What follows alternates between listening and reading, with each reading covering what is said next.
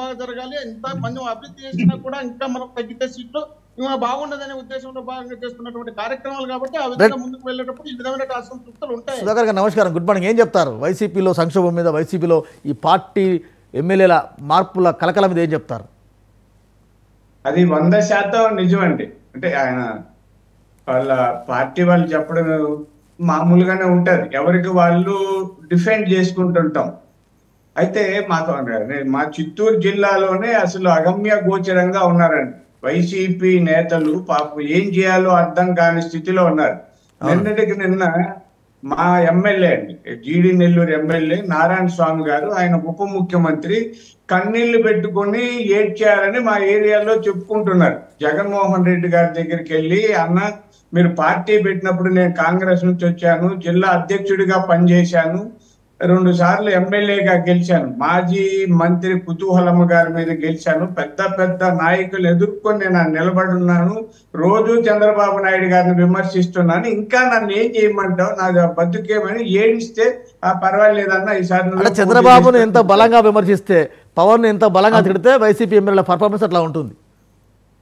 అలా తిట్టిన నారాయణ స్వామి గారు నిన్న ఏడ్చారండి. ఇది మా ఎమ్మెల్యే ఆయన కాబట్టి నాకు బాగా తెలుసు. రోజు అదే చర్చిలో రోజా గారు రాటుదేలిన రోజా, ఆమె మొన్న బ్యాటింగ్ ఏం చేసిందో తెలియదు కానీ ఆమె కూడా అగమ్య గోచరంగా ఉంది. ఆమె ఉదయం లేచి అందరి మీద సవాళ్ళు విసురుతాది, తొడ తట్టుతాది, మీసాలు లేవు కాబట్టి మీసాలు తిప్పడం లే. అంత చేసిన రోజా గారు కూడా ఇప్పుడు అగమ్య గోచరంగా నాకు టికెట్ వచ్చినా రాకపోయినా ఉంటాను అని తిరుమల కొండలోనే చెప్పారు.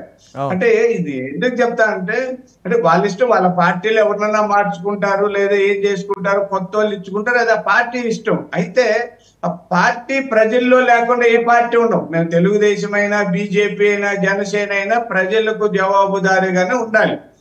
ఈ నేపథ్యంలో గందరగోళం ఉందండి. ఈ ఉదాహరణ చెప్తానండి. మా చిత్తూరు జిల్లాలో పెద్దిరెడ్డి రామచంద్రారెడ్డి గారు ఉన్నారు. ఆయన సీట్ ఎవరైనా మార్చారా? ఆయన నిన్ననే సోషల్ మీడియాలో వస్తున్న ఆయన ఎంపీ అంట.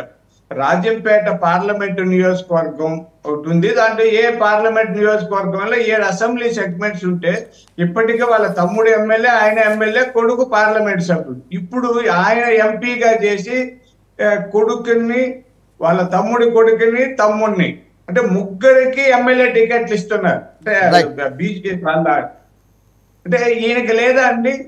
అంటే రామచంద్రారెడ్డి గారు ఆ కుటుంబ సభ్యులందరూ ఉత్తములు, మిగతా వాళ్ళు అంటే దళితులు, బలహీన వర్గాల వాళ్ళు మారిపోవాలా, వాళ్ళు పని చేయలేదా? రైట్. బాన్ గారు ఏం చెప్తారు? మీరు సీనియర్ పొలిటీషియన్గా, మీరు గత 2 దశాబ్దాలుగా ఏపీ రాజకీయాలను నిశ్చితంగా గమనిస్తున్నారు.